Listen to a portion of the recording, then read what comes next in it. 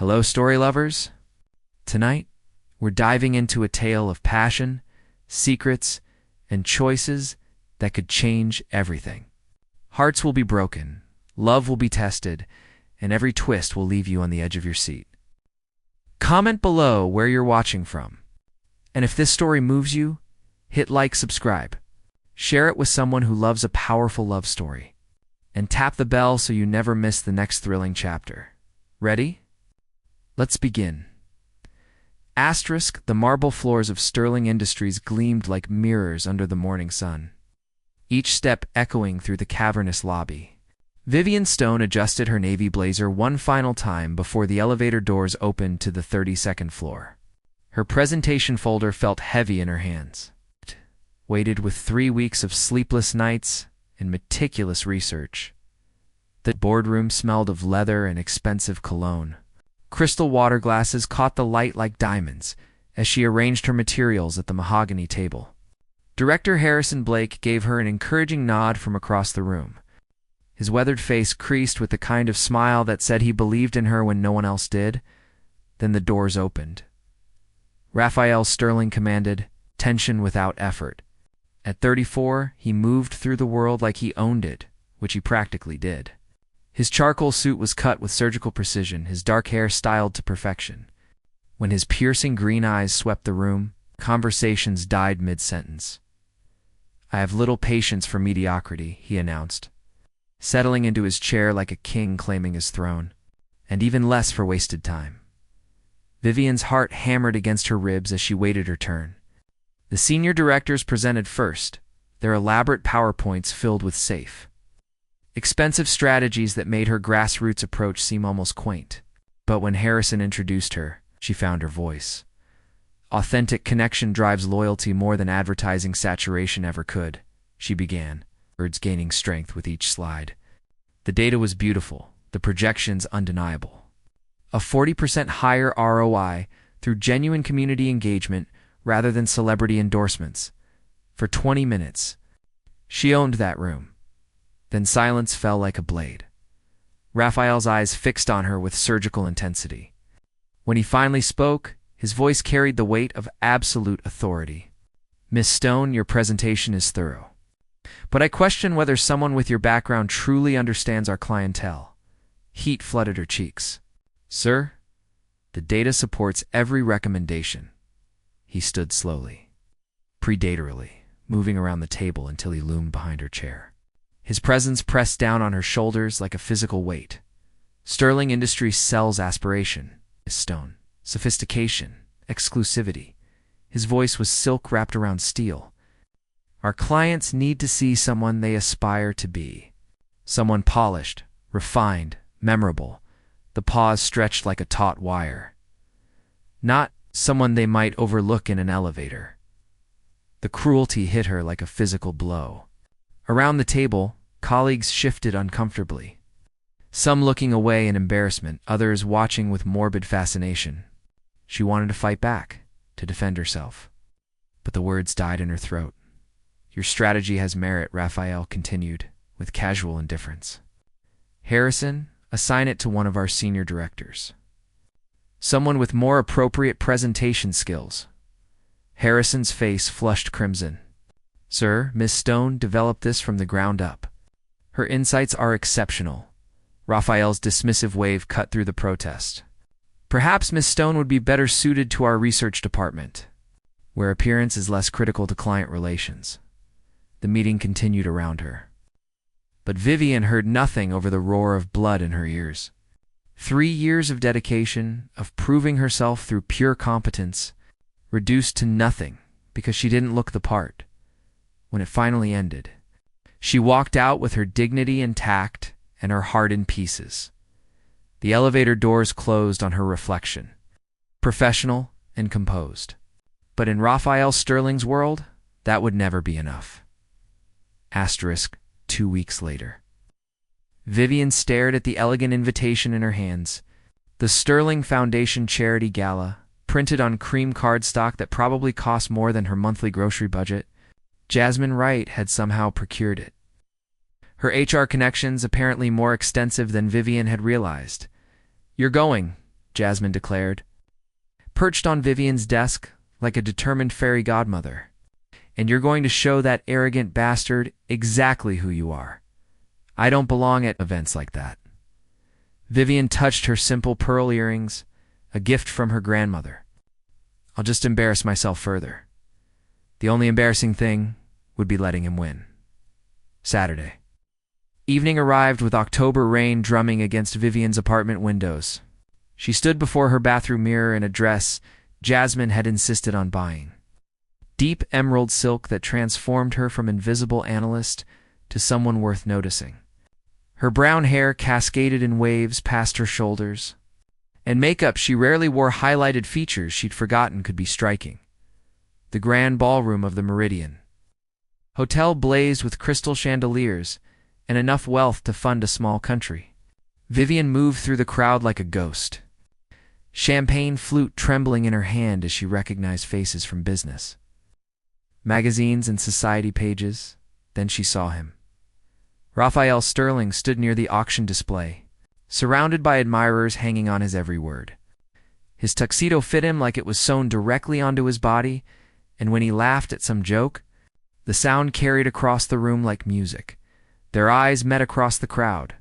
For a heartbeat, recognition flickered in his green gaze, followed by something that might have been surprise. He excused himself from his group and began moving toward her with the same predatory grace she remembered from the boardroom, Miss Stone. His voice was different here, softer, but no less commanding. I hardly recognized you, Mr. Sterling. She lifted her chin, meeting his gaze directly. I imagine there are many things you don't recognize. His lips curved in what might have been genuine amusement. Sharp tongue. I like that, he gestured toward the auction display. Are you bidding on anything tonight? I'm here to support the cause. She didn't mention that her entire savings wouldn't cover the opening bid on the cheapest item. Admirable. He studied her face with unsettling intensity. You know, I've been thinking about your presentation. The community engagement angle was innovative. Was it? The champagne loosened her tongue. Or was it just poorly presented by someone who doesn't look the part? Something dangerous flickered in his eyes. You're angry, I'm realistic. She took a sip of champagne, the bubbles sharp on her tongue. 3 years of exceptional work doesn't matter if I don't fit your image. And what image is that?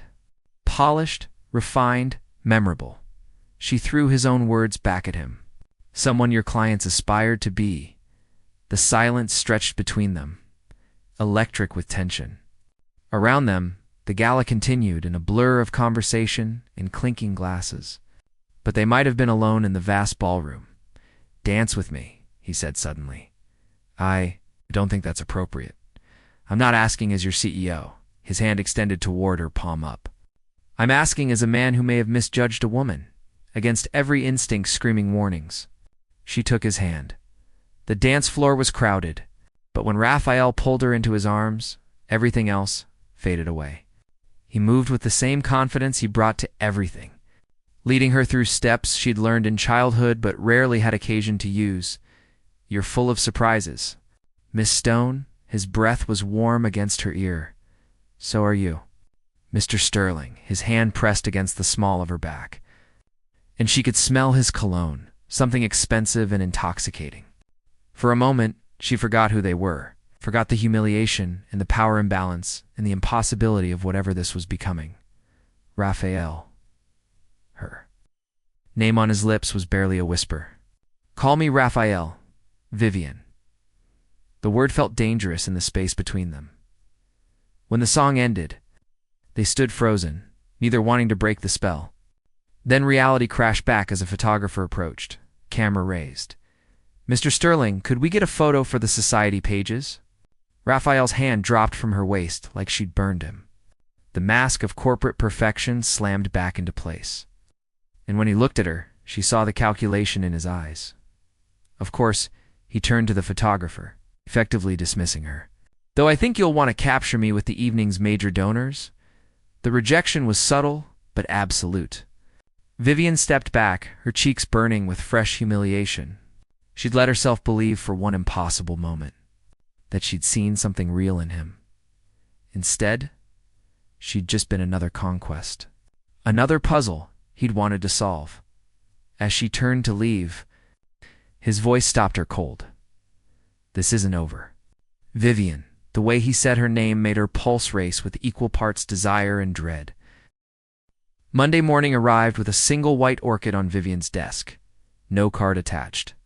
She stared at the elegant flower, its petals perfect as porcelain, and tried to ignore the way her heart hammered against her ribs. Admirer? Harrison asked, setting down her usual coffee. More like a predator, she muttered, but she didn't throw the orchid away. The emails started that afternoon. Brief, professional messages about her marketing strategy, each one signed simply R. By Wednesday, they'd evolved into longer exchanges about business philosophy, market trends, and surprisingly, personal observations about leadership and loneliness. Friday's message was different. Dinner tonight. Il Giardino, 8 o'clock. We need to discuss your future at Sterling Industries, R. She should have declined. Should have reported him to HR for inappropriate conduct.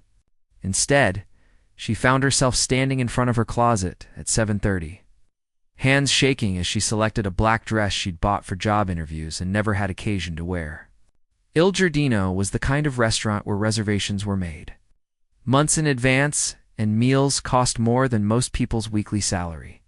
Raphael was already seated when she arrived, looking devastatingly handsome in a charcoal suit that probably cost more than her car. You came. His voice held a note of surprise.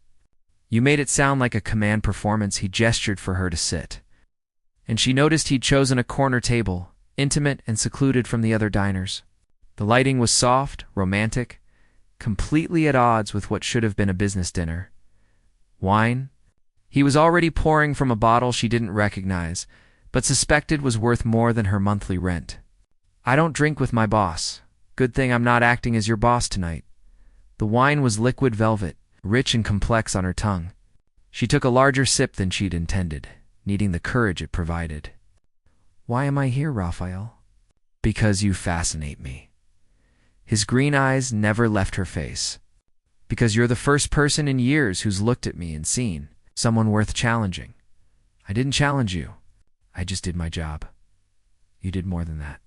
He leaned forward, his voice dropping to an intimate whisper. You saw through the performance.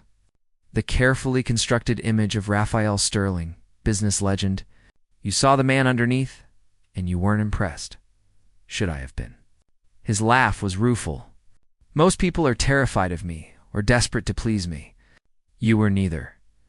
The server approached, but Raphael waved him away without breaking eye contact. Tell me about yourself, Vivian. The real you, not the corporate biography. What do you want to know? Everything. So she told him. About growing up in a small town where her father fixed cars and her mother taught elementary school. About working 3 jobs to pay for business school. About the scholarship that changed her life and the imposter syndrome that followed her into every corporate meeting. He listened with an intensity that was both flattering and unnerving, asking questions that revealed he was actually absorbing every word. When she finished, the restaurant had emptied around them. Your turn, she said, emboldened by the wine and his apparent interest. For a moment, his expression shuddered. Then, slowly, he began to speak. I inherited Sterling Industries when I was 25, he said. My father died of a heart attack in this very restaurant, actually. Dropped dead at a business dinner. Suddenly I was responsible for 10,000 employees and a company on the verge of bankruptcy. His fingers traced the rim of his wine glass. Everyone expected me to fail. Board members twice my age, competitors who'd been waiting for their chance, journalists ready to document my downfall. So I became someone they couldn't dismiss. Someone perfect, untouchable, successful, lonely, she added softly. His gaze snapped to hers. What did you say? It sounds lonely, being perfect all the time. The silence stretched between them, heavy with unspoken truths. Then, without warning, he reached across the table and took her hand. Come home with me. The words hung in the air like a challenge. Vivian's breath caught as his thumb traced across her knuckles, the touch electric and forbidden. I can't. Why? Because you're my boss. Because this is insane. Because tomorrow you'll remember who we are, and this will all disappear. What if it doesn't have to? His penthouse apartment occupied the top floor of the city's most exclusive building. Floor-to-ceiling windows offered a panoramic view of the glittering skyline, and the space was decorated with museum-quality art and furniture that probably cost more than most people's homes. But all Vivian could focus on was the way Raphael looked at her as he poured brandy into crystal snifters, like she was a puzzle he was desperate to solve. "You don't belong here," she said, accepting the drink. "Neither do you." He moved closer, close enough that she could smell his cologne and see the flecks of gold in his green eyes. But here we are. When he kissed her, it was with the same commanding intensity he brought to everything else. Her rational mind screamed warnings, but her body betrayed her, responding to his touch with a hunger she didn't know she possessed. "This is a mistake," she whispered against his lips. "The best ones usually are." Later, lying in his bed with silk sheets tangled around her bare skin, she watched him sleep. In the moonlight filtering through the windows, he looked younger, vulnerable in a way that made her chest ache. She should leave. Should slip out while he slept and pretend this never happened. Instead, she traced the line of his jaw with her fingertip and wondered what she'd just started. His phone buzzed on the nightstand, the screen lighting up with a text message. Without thinking, she glanced at it. Contract approved. Stone reassignment, effective Monday. Research department, level 12. The words hit her like ice water.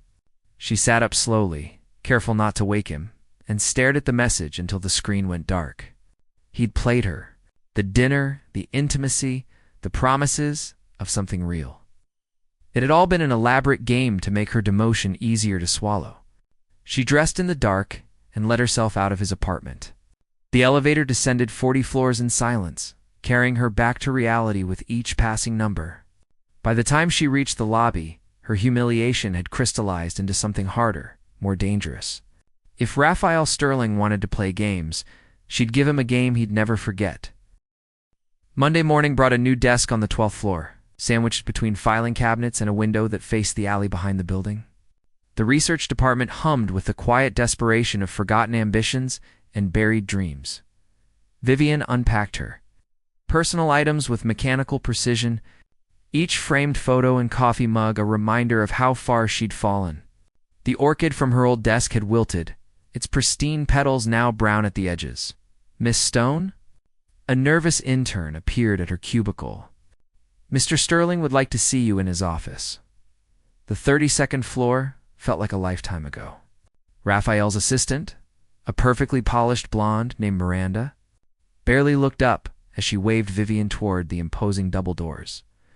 Raphael stood with his back to her, silhouetted against the floor-to-ceiling windows that offered a god's-eye view of the city. His shoulders were tense beneath his perfectly tailored jacket. "Close the door," he said without turning around. She did.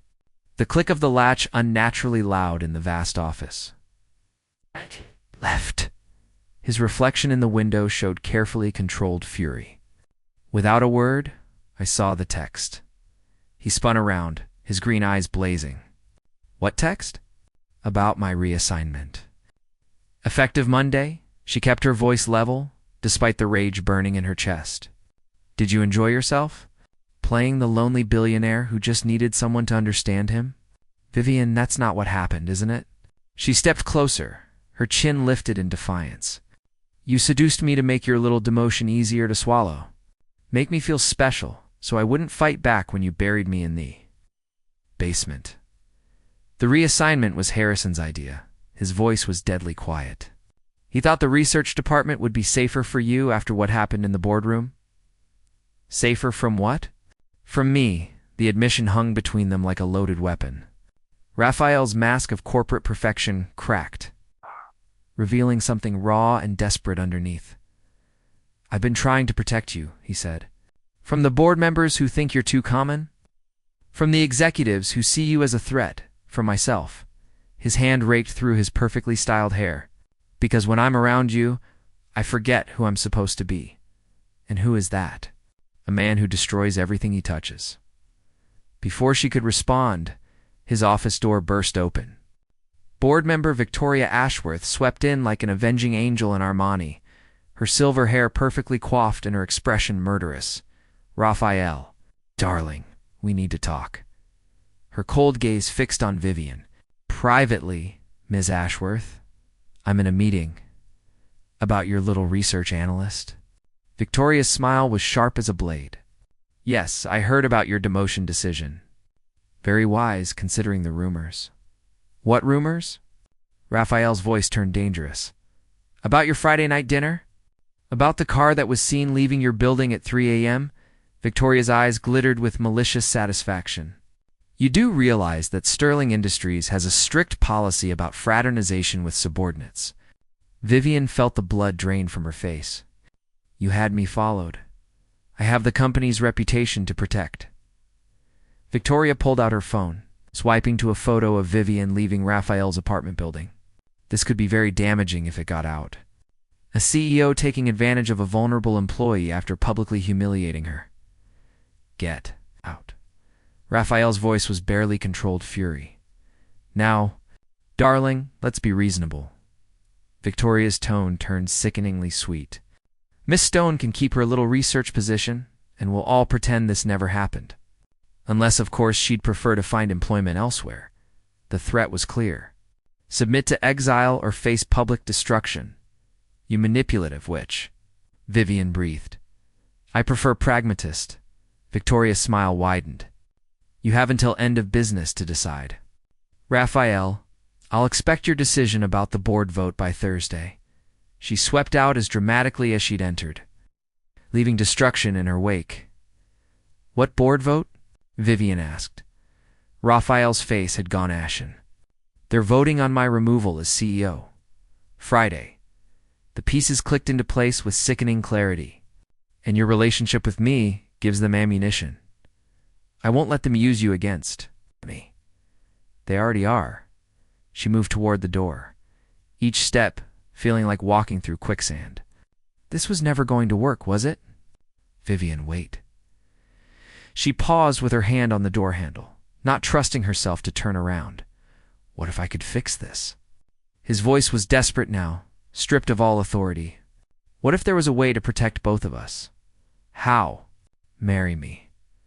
The words hit her like a physical blow. She spun around, certain she'd misheard.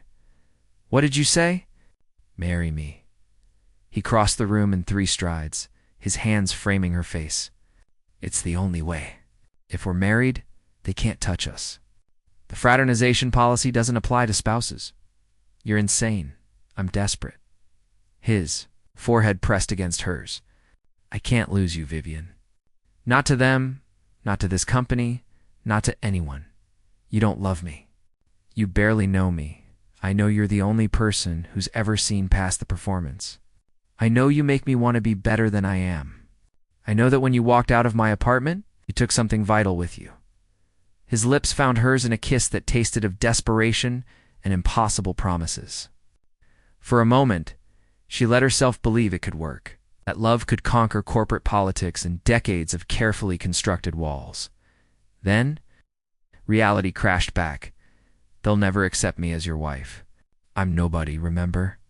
Just someone they might overlook in an elevator. Then we'll make them see you differently." "How?" His smile was sharp as a blade, dangerous and absolutely ruthless.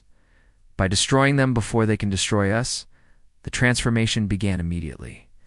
Within hours, Vivian found herself in the hands of the city's most exclusive stylists, personal shoppers, and image consultants. Her simple wardrobe was replaced with designer pieces that cost more than her yearly salary.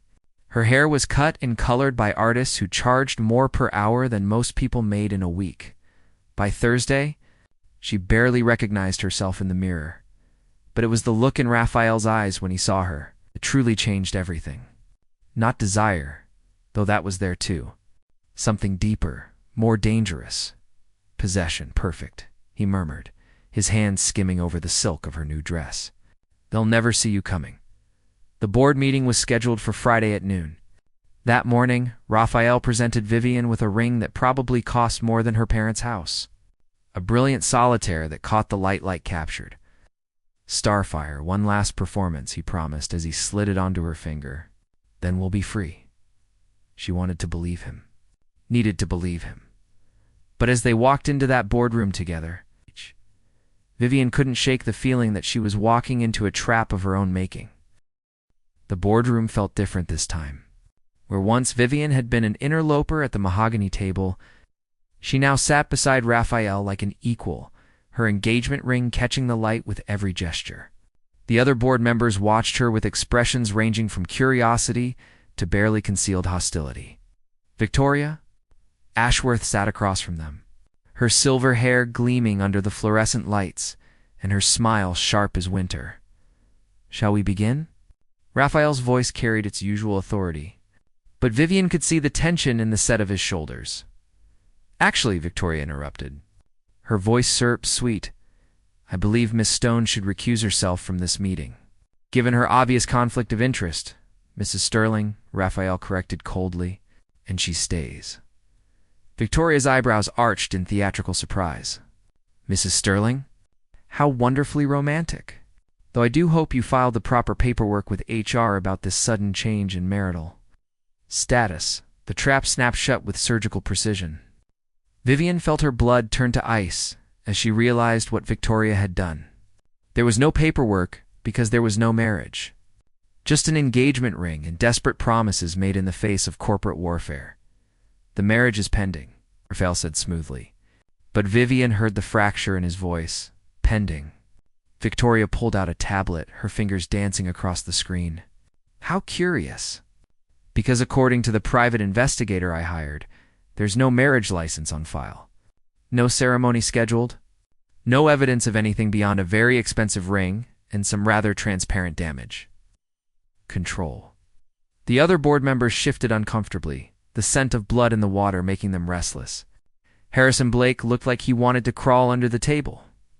"Furthermore," Victoria continued, her voice gaining momentum, "I have documented evidence of Mr. Sterling's inappropriate relationship with a subordinate employee, including photographic proof of Miss Stone leaving his residence in the early morning hours after what can only be described as a business dinner gone wrong."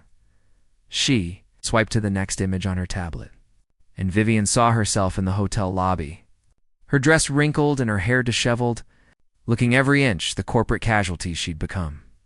"The fraternization policy is quite clear, board member." Thomas Chen interjected, his voice carefully neutral. "Relationships between executives and subordinates are strictly prohibited." "She's not my subordinate anymore," Raphael said. "She was reassigned to research. At your request," Victoria pounced. "After engaging in the relationship, which makes it even worse, doesn't it? Sleeping with your boss to avoid consequences? That's enough." Vivian stood slowly, her chair scraping against the marble floor. Every eye in the room fixed on her, but for once, she didn't feel small under their scrutiny. "You want to destroy him," she said, her voice steady, despite the chaos in her chest. "You've been waiting for an excuse to remove him as CEO. You think I'm your ammunition?" "Miss Stone," Victoria's smile was patronizing, "you're a victim here. No one blames you for Mr. Sterling's poor judgment. You're right about one thing." Vivian reached behind her neck and unclasped the necklace she'd worn. A simple gold chain that had belonged to her grandmother. She set it on the table with deliberate precision. "I am a victim, but not of Raphael." She turned to face him, memorizing the way the light caught the gold flecks in his green eyes. "I'm a victim of falling in love with a man who lives in a world that will never accept someone like me." "Vivian," he started, but she held up her hand. "Let me finish." She slipped the engagement ring from her finger, the diamond feeling impossibly heavy. "You offered to marry me to protect us both. But marriage built on protection instead of love is just another kind of prison." The ring clinked against the mahogany table as she placed it in front of him. "I can't be the reason you lose everything you've built, and you can't be the reason I lose who I am." She turned to Victoria, her spine straight and her voice clear. "You win. I resign effective immediately. Mr. Sterling and I have no relationship beyond professional, which ends today. Your ammunition just walked out the door, Vivian?" "No." Raphael stood, his hand reaching for her. "We can fight this together. Some fights aren't worth winning if they destroy who you are in the process, she stepped back, putting distance between them that felt like miles. You taught me that appearances matter in your world. Well, this is me choosing substance over appearance. She walked toward the door with measured steps, each one feeling like she was tearing away a piece of her soul. If you leave, Raphael called after her, his voice breaking, you'll never come back. She paused with her hand on the door handle, not turning around. I know, I love you. The words hit her like physical blows. She closed her eyes, fighting the urge to run back to him, to accept whatever scraps of happiness they could steal. I love you too, she whispered. That's why I have to go. 3 months later, Vivian sat in a coffee shop in Portland, rain drumming against the windows as she reviewed marketing proposals for a small nonprofit dedicated to environmental conservation. Her work mattered here, reached people who needed help rather than people who already had everything. The salary was a fraction of what Sterling Industries had paid, but she slept better at night. The newspaper on the table beside her coffee cup carried a headline that made her chest ache. Sterling Industries CEO survives board challenge, implements revolutionary community outreach program. The article included a photo of Raphael cutting a ribbon at a new community center, surrounded by children and families who looked nothing like his usual clientele. His smile was genuine in a way she'd rarely seen, and she wondered if he remembered her grassroots marketing strategy that had started this journey. Her phone buzzed with a text. From an unknown number, you were right about authentic connection. The Portland project could use a marketing consultant. If you're interested, RPS, the community center, is called the Vivian Stone Center for Youth Development. She stared at the message until her coffee grew cold, her thumb hovering over the reply button. Outside, the rain continued to fall, washing the world clean. Finally, she typed back, "Send me the details." Some stories didn't end with happily ever after. Some ended with two people choosing to be better versions of themselves, even if it meant being better apart. But sometimes, if you were very lucky, those stories got second chapters, the end.